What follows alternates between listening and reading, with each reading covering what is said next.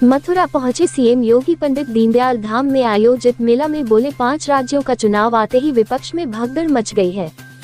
CM योगी आगरा और मथुरा के दौरे पर रहे। बुधवार को मथुरा में उन्होंने श्री कृष्ण जन्मभूमि पर दर्शन पूजन किया, गोल्फ कार्ट का उद्घाटन भी किया। इससे पहले उन्होंने फरह में किसान गोष्ठी को संबोधित किया था। उन्होंने कहा 5 राज्यों का चुनाव आते ही विपक्ष में भगदड़ मच गई है। विपक्ष को अब जाति और कल्याण की बात याद आ रही है। प्रधानमंत्री नरेंद्र मोदी 2014 से गरीबों के कल्याण के काम कर रहे हैं। भारत विश्व गुरु बन रहा है। दीनदयाल का सपना साकार किया जा रहा है। उन्होंने मथुरा में पंडित दीनदयाल उपाध्याय ग्रामोद्योग केंद्र में कामगार महिलाओं से उनके काम के बारे में बातचीत की। पंडित दीनदयाल उपाध्याय की प्रतिमा पर दीप प्रज्वलित कर 4 दिवसीय किसान मेले का शुभारंभ किया। यहाँ उन्होंने कहा, ब्रजभूमि ने राष्ट्र सेवा के लिए अनेक महापुरुष दिए हैं। सरकार किसानों के लिए काम कर रही है। किसान खुशहाल होगा तो देश खुशहाल होगा। उन्होंने कहा, छाता शुगर मिल जल्द शुरू होने वाली है। कोसी में फूड प्रोसेसिंग केंद्र स्थापित है। जल्द ही आगरा में फूड प्रोसेसिंग केंद्र स्थापित किया जाएगा। गांव को आत्मनिर्भर कैसे बनाया जाए, इसका उदाहरण दीनदयाल धाम है। युवा सेना और पुलिस में भर्ती हो, खेल के प्रति आकर्षण हो, इसके लिए गांव में खेल का मैदान, मिनी स्टेडियम और जिला में एक बड़ा स्टेडियम बनाने का काम कर रहे हैं। सीएम योगी ने श्रद्धालुओं की सुविधा के लिए पीपीपी मॉडल पर चलाई जाने वाली गोल्फ कार्ट को हरी झंडी दिखाई। पहले चरण में वृंदावन और गोवर्धन में 30 गोल्फ कार्ट चलाई जाएंगी। सीएम योगी दीनदयाल धाम में आयोजित मेला में पहुंचे। किसान संगोष्ठी में जैविक और प्राकृतिक खेती करने वाले किसानों को सम्मानित किया। वहीं भाजपा के वरिष्ठ पदाधिकारियों ने किया मुख्यमंत्री का जोरदार किया स्वागत। मुख्यमंत्री के साथ मंचासीन हुए कैबिनेट मंत्री चौधरी लक्ष्मी नारायण, सांसद अभिनेत्री हेमा मालिनी आदि लोग मौजूद रहे। मैं पूरे मन भाव के साथ, पूरे सम्मान और आदर के साथ बुलाना चाहता हूँ। धन्यवाद।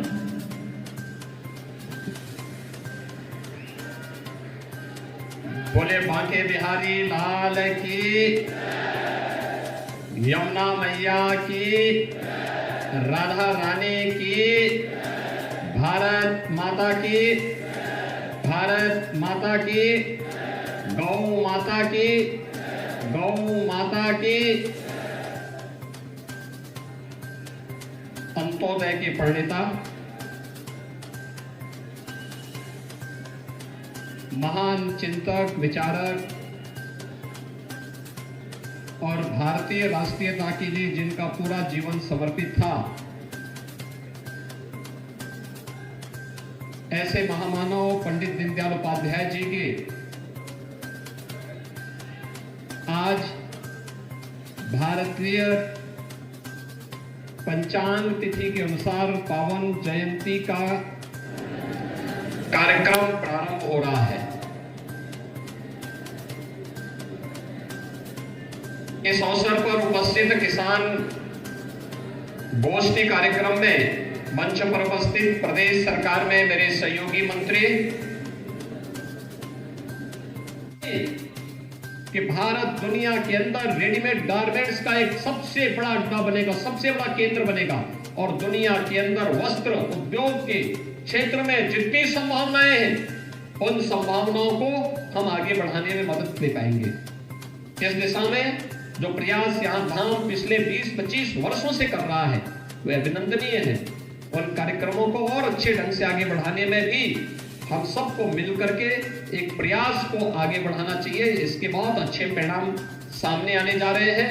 आज के इस अवसर पर भाइयों बहनों, जब हम लोग यहाँ पर उपस्थित हुए हैं, आज आपने देखा होगा कि भारत दुनिया की एक आर्थिक महाशक्ति के रूप में स्थापित हो रहा है। अनेक उपलब्धियां भारत के साथ जुड़ती जा रही हैं। एशियन गेम्स में 107 मेडल भारत ने जीते। उससे पहले नारी बंधन अधिनियम में पारित हुआ है भारत की संसद से। भारत की संसद में, विधानसभाओं में 33% सीटें महिलाओं के लिए आरक्षित हो, नारी शक्ति के लिए आरक्षित हो। यह देश की संसद ने इस प्रकार का अधिनियम पारित किया है और यह प्रभावी ढंग से लागू हो सके, इसके लिए अनेक कार्यक्रम चल रहे हैं। हम सबको प्रधानमंत्री मोदी जी के प्रति इसके लिए आभार व्यक्त करना चाहिए। इसके माध्यम से नारी गरिमा का सम्मान उन्होंने पहले भी उज्ज्वला योजना के माध्यम से जहां इस कार्यक्रम को आगे बढ़ाया है, देश के अंदर 10 करोड़ से अधिक महिलाओं को रसोई गैस की फ्री में कनेक्शन उपलब्ध हुए। 12 करोड़ से अधिक घरों में एक टॉयलेट बन गया। पीएम स्वामित्व योजना के माध्यम से घरौनी वितरण में लोगों को जिस जमीन पर मकान है उस जमीन का स्वामित्व भी मिल गया और इनमें ज्यादातर स्वामित्व महिलाओं को प्राप्त हुआ है। इसी प्रकार से 55 लाख गरीबों को एक आवास प्रदेश में मिला है। प्रदेश के अंदर 6 करोड़ लोगों को हम स्वास्थ्य बीमा का 5 लाख रुपए सालाना स्वास्थ्य बीमा का कवर भी दे रहे हैं।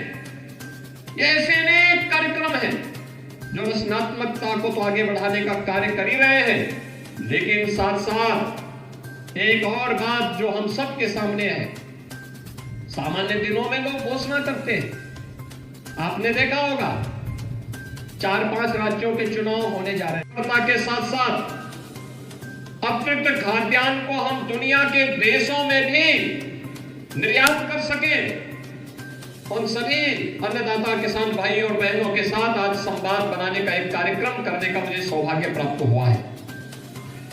भाइयों बहनों, पंडित दीनदयाल उपाध्याय जी एक बात कहते थे, उनका नारा ही बहुत, यानी जो सामान्य भाषा में लोग समझ सकते थे, हर हाथ को काम, हर खेत को पानी। आप अनुमान कर सकते हैं, हर हाथ को काम का मतलब हर नौजवान के हाथ को रचनात्मक दिशा मिलनी चाहिए।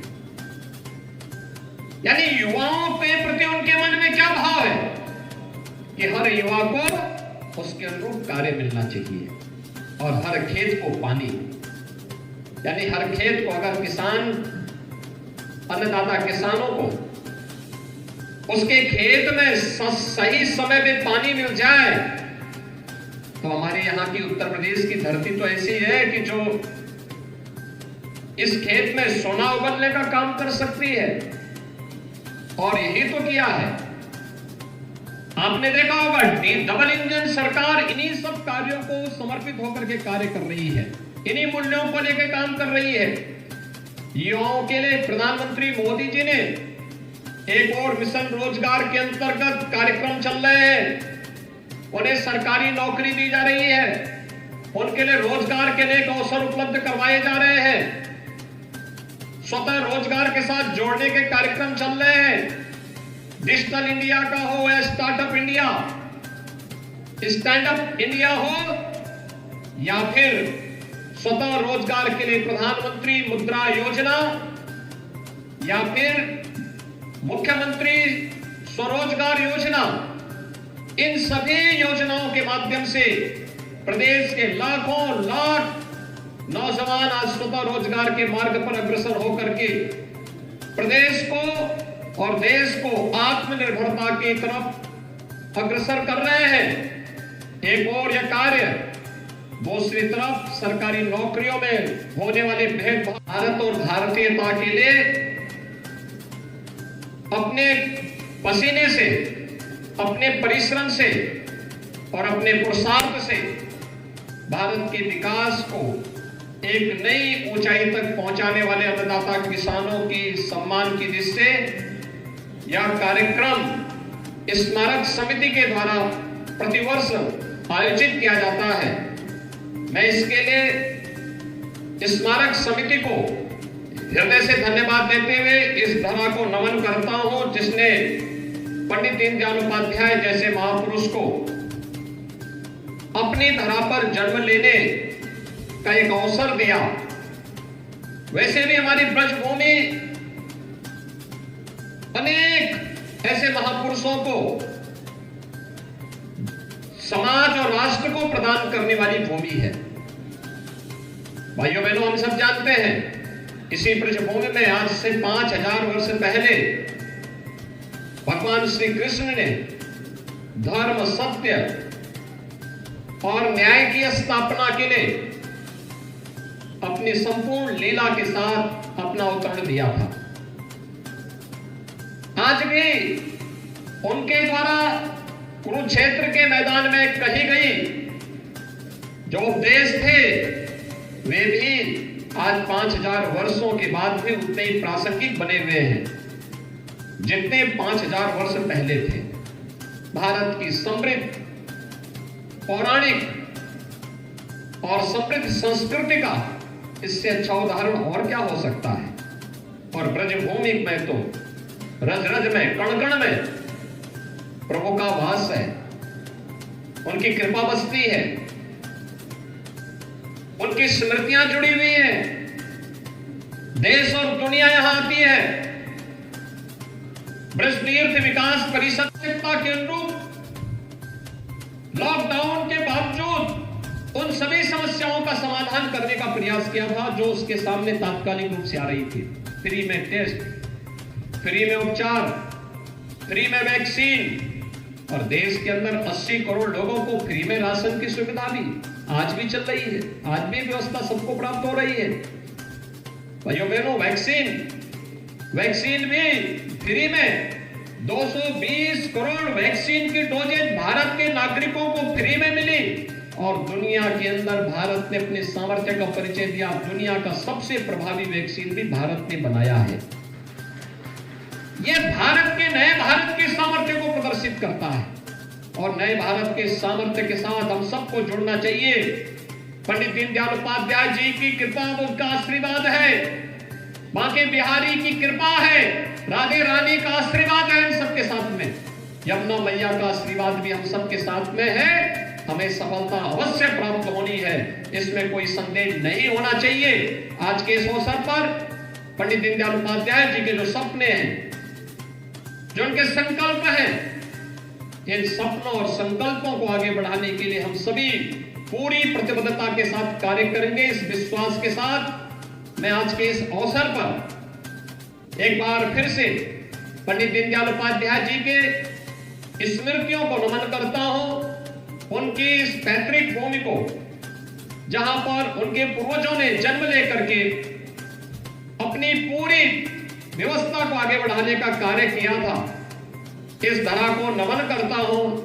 पंडित दीनदयाल उपाध्याय जी के पावन जयंती कार्यक्रम के अवसर पर उन्हें विनम्र श्रद्धांजलि अर्पित करता हूं और विश्वास इस बात के लिए आप सबको आश्वस्त करता हूं कि डबल इंजन की सरकार बिना भेदभाव के पंडित जी के सपनों को साकार करने के लिए पूरी प्रतिबद्धता के साथ उन्हें विकास की मुख्य धारा के साथ जोड़ने का कार्य पूरी मजबूती के साथ हो रहा है।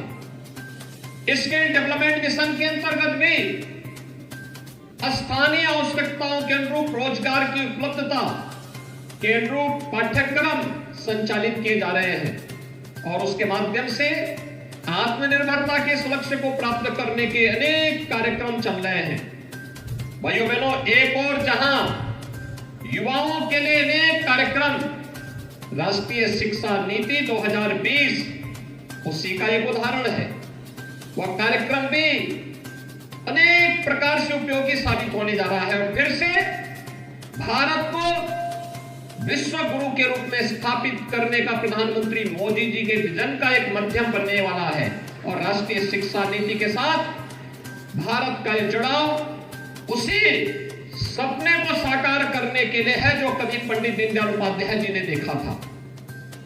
अन्नदाता किसानों के लिए याद करिए, हम हर व्यक्ति के स्वास्थ्य के परीक्षण की बात तो करते हैं।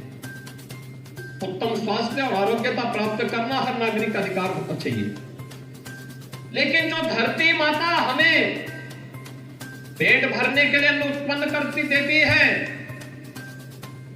उस धरती माता के स्वास्थ्य की चिंता आजादी के बाद कभी नहीं हो पाई।